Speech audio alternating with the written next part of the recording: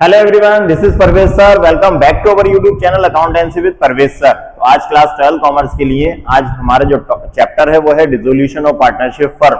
और dissolution of partnership में आज जो हम पढ़ने वाले हैं वो है realisation account and partners capital account. चलिए करते हैं स्टार्ट आज की क्लास हम।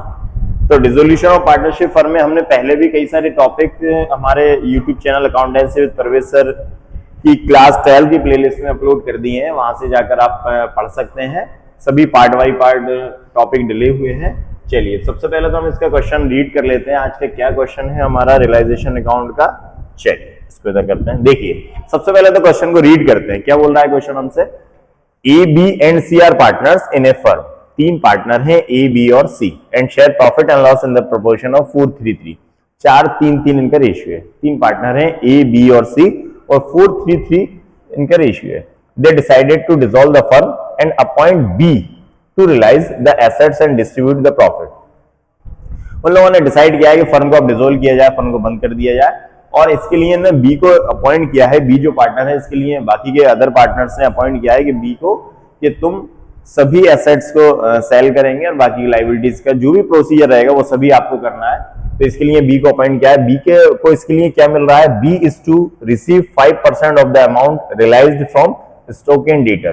तो स्टॉक और डेटर से जो अमाउंट रिसीव होगा उसका 5% इसको दिया जाएगा, बी को दिया जाएगा। किसके लिए, पूरे प्रोसीजर के लिए कि जो भी एसेट्स का सेल होगा, जो भी लाइबिलिटीज का पेमेंट होगा, ये सारी चीजें कौन करेगा, बी। और इसके लिए बी को 5% कमीशन मिलेगा स्टॉक और डेटर से जो भी अमाउंट रिसीव होगा उसका। ठीक है, आगे बोल रहा है as is mention and he is to bear all the expenses of realisation. मतलब रियलाइजेशन के जो भी एक्सपेंसेस रहेंगे वो सिर्फ बी बियर करेगा। फर्म को इससे कोई मतलब नहीं रहेगा कि रियलाइजेशन कितने एक्सपेंसेस होते हैं, ये सभी पेमेंट कौन करेगा, बी करेगा। हम बी को 5% कमीशन देंगे स्टॉक और डेटर से रियलाइजेशन का। चलिए आगे बोल रहे हैं बैलेंस शीट दी हुई है। बैलेंस शीट में लाइबिलिटीज हैं, क्रेडिटर्स हैं, कैपिटल है ए और बी की। ए और बी की कैपिटल यहाँ दे रखी है, इसका मतलब है कि सी की कैपिटल यहाँ पे नहीं दी है तो एसेट्स में दी होगी। सी एसेट्स में कैश एट बैंक है, डेटर्स हैं, स्टॉक है और सी ओवरड्राफ्ट। ये सी ओवरड्राफ्ट का मतलब हुआ सी की नेगेटिव, सी की कैपिटल का जो बैलेंस है वो नेगेटिव है। मीन सी ने ज्यादा ओवरड्राफ्ट कर रखा है, ज्यादा ओवरड्रॉन कर रखा है। सी की कैपिटल नहीं है, उसने उल्टा फर्म से ज्यादा पैसा ले रखा है। ठीक है, आगे बोल रहा है B reports the result of realisation as follow. B ने क्या रिजल्ट दिए रियलाइजेशन के, debtors realise ₹35,000 and stock realise 45,000। Debtor से 35,000 रुपए रियलाइज हुए मिले और स्टॉक से 45,000 रुपए मिले। ठीक है, गुडविल इज सोल्ड ₹2,000। और जो गुडविल का सेल हुआ है, गुडविल को सोल्ड किया है 2,000 रुपए में। ठीक है, सेल किया है तो ये 2,000 रुपए में गुडविल बिक गई, क्योंकि गुडविल थी नहीं एसेट्स में लेकिन वो सेल हो गई। तो ये जो सेल होगा गुडविल का वो कहाँ आएगा, क्रेडिट साइड में। आगे बोलना है creditors were paid in full settlement. Full settlement, full गलत है, ये फुल सेटलमेंट है। Creditors were paid in full settlement ₹57,500। मतलब क्रेडिटर्स को जो पेमेंट किया है वो फुल सेटलमेंट हो गया 57,500 में। Outstanding creditor have also been paid ₹500। कुछ आउटस्टैंडिंग क्रेडिटर्स भी थे, उसका भी पेमेंट हुआ है 500। The expenses of realisation amount ₹600। जो रियलाइजेशन के एक्सपेंसेस वो 600 रुपए विच बी मेड पर्सनली, जो कि किसने पे किए, बी ने, क्योंकि बी को अपॉइंट किया था हमने किसके लिए, रियलाइजेशन के सभी एक्सपेंसेस के लिए। आगे बोल रहा है सी ब्रिंग्स नेसेसरी कैश। सी जो है वो कैश लेकर आएगा, हमें रियलाइजेशन अकाउंट बनाना है, पार्टनर्स कैपिटल अकाउंट बनाना है। चलिए करते हैं स्टार्ट। तो सबसे पहले हम रियलाइजेशन अकाउंट बनाते हैं। रियलाइजेशन अकाउंट में डेबिट साइड में एसेट्स आती हैं। तो एसेट्स में क्या क्या है हमारे पास, कैश एट बैंक नहीं आता, एसेट्स में कैश एट बैंक नहीं आएगा। डेटर्स हैं, डेटर्स आ जाएंगे, तो यहां लिखेंगे हम टू डेटर्स, टू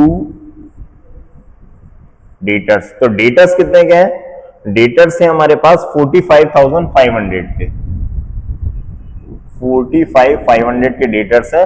और उसमें जो रिजर्व माइनस हो रहा है वो 2,500 है, तो ये रिजर्व बाय साइड में आ जाएगा, बाय रिजर्व 2,000। ये कौन सा रिजर्व कहलाएगा, रिजर्व फॉर बैड डेब्ट्स या बीडीआर जिसे हम बोलते हैं, वो बाय साइड आ गया। ठीक है, इसके बाद में डेटर्स हो गए। स्टॉक, स्टॉक 60,000 का है, यहां आ जाएगा टू स्टॉक 60,000, ये स्टॉक हो गया। ठीक है, स्टॉक के बाद में क्या है, कुछ भी नहीं है, सी की कैपिटल है, ये कैपिटल अकाउंट में जाएगी। चलिए ये एसेट्स दो ही हैं, हमने लिख दी। अब हम लायबिलिटी की बात करें तो लाइबिलिटी में हमारे पास ओनली क्रेडिटर्स है, बाय साइड में आ जाएंगे, बाय क्रेडिटर्स। तो क्रेडिटर्स कितने के हैं हमारे पास 59,000 के हैं, 59,000 ये क्रेडिटर्स आ गए हमारे पास 59,000। ठीक है अब क्या होगा, इन दोनों एसेट्स को बेचने से जो भी कैश आएगा वो कहां आएगा, क्रेडिट साइड में आएगा, बाय साइड में। तो कैश एट बैंक है हमारे पास एसेट्स में, तो हम यहां पर लिख देंगे by bank, by bank account.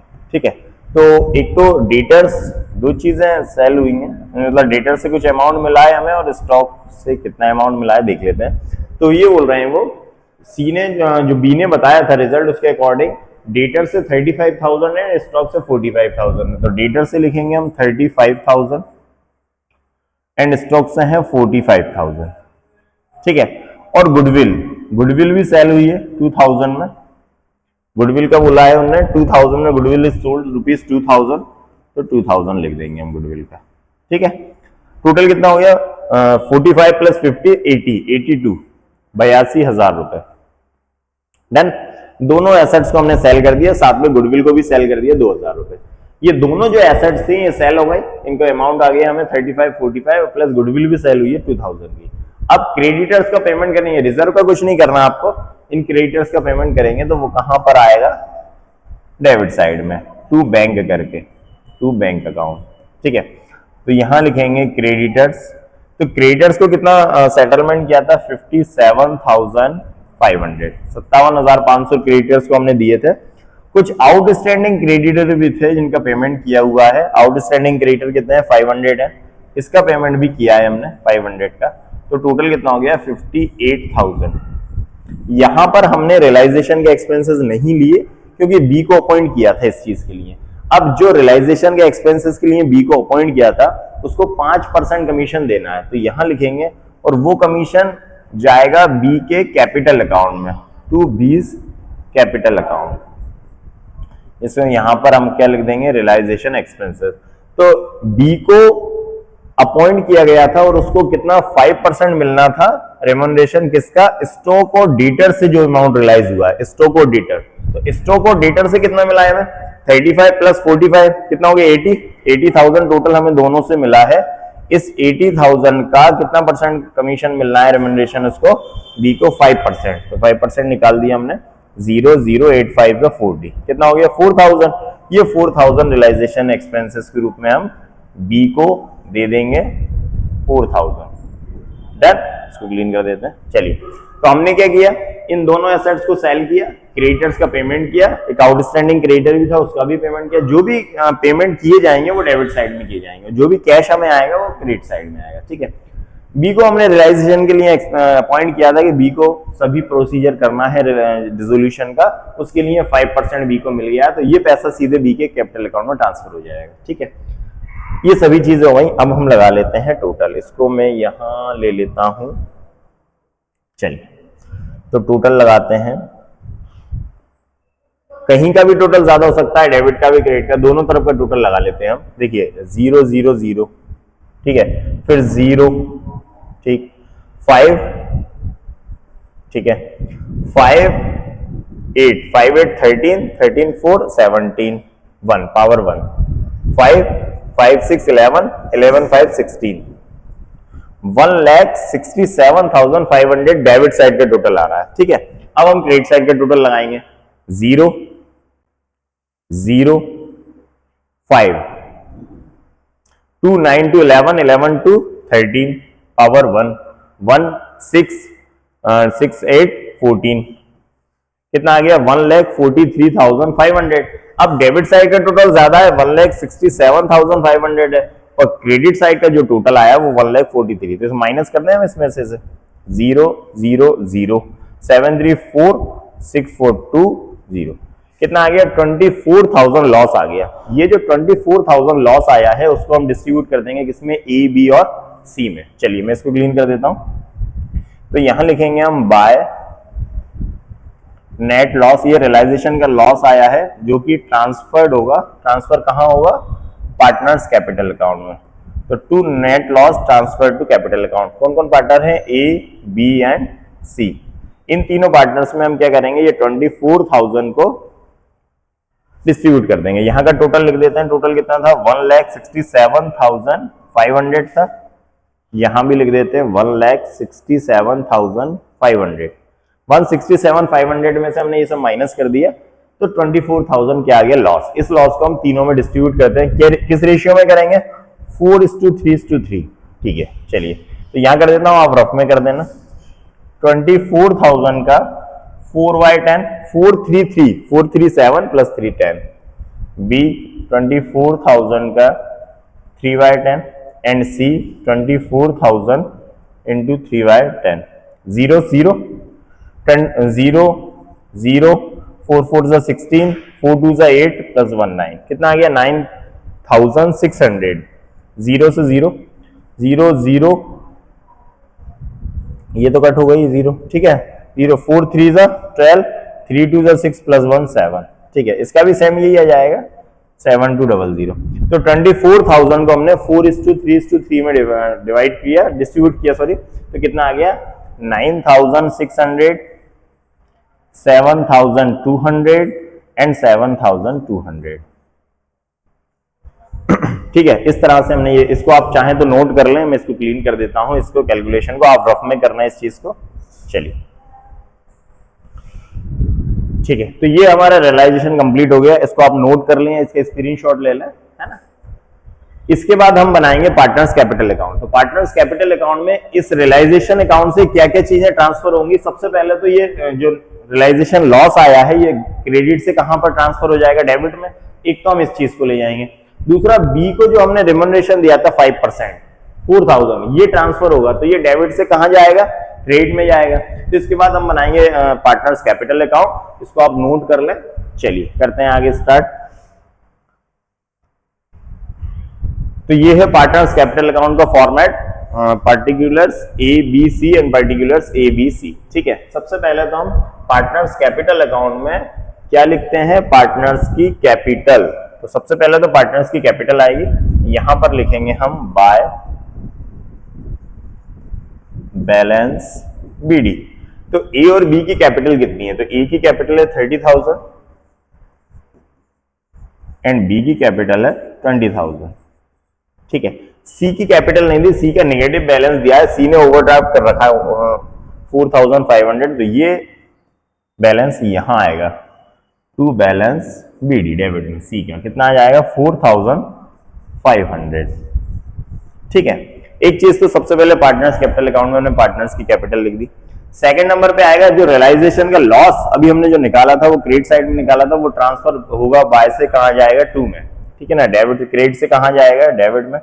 यहां लिखेंगे हम टू रियलाइजेशन अकाउंट। तो रियलाइजेशन अकाउंट से हम जो लॉस लेकर आएंगे वो कितना होगा 9,600 7,200 एंड 7,200। ठीक है, इसके बाद में हमने बी को जो अपॉइंट किया था, बी को रेमनरेशन दिया था हमने 5%, वो रियलाइजेशन अकाउंट में टू साइड में लिखा था, उसे टू से कहां ले लेंगे, बाय में। डेबिट से कहां ले लेंगे, क्रेडिट में।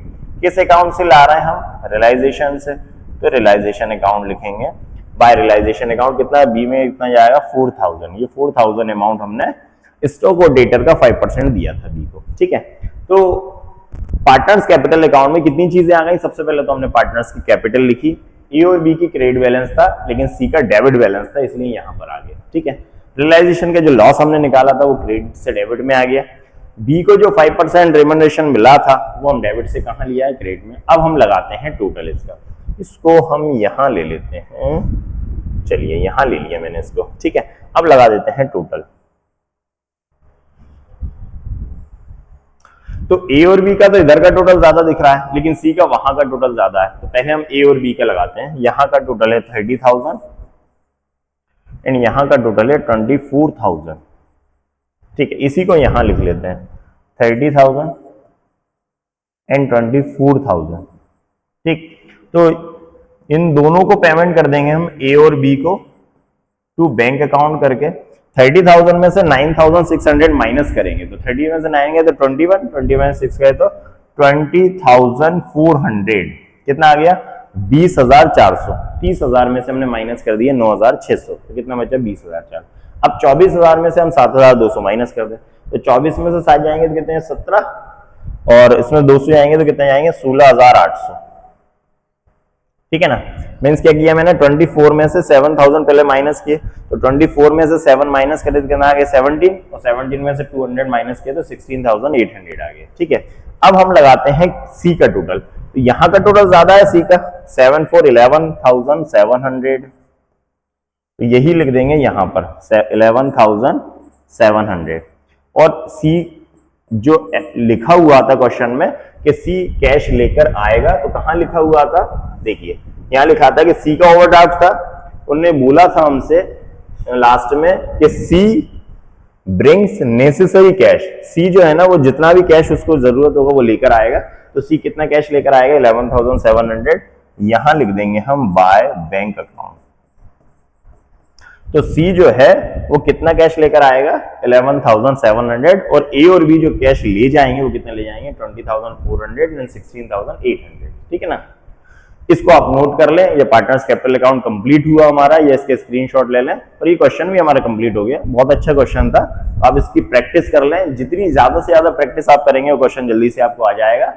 और डिसोल्यूशन के और कई सारे क्वेश्चन मैंने अपने यूट्यूब चैनल पे अपलोड कर दिए, क्लास 12 की प्लेलिस्ट में जाकर आप देख सकते हैं। ऐसे ही जुड़े रहिए आप हमारे साथ। नेक्स्ट वीडियो में फिर से मैं मिलता हूं आपको कुछ नए टॉपिक के साथ में, तब तक के लिए thank you and good bye.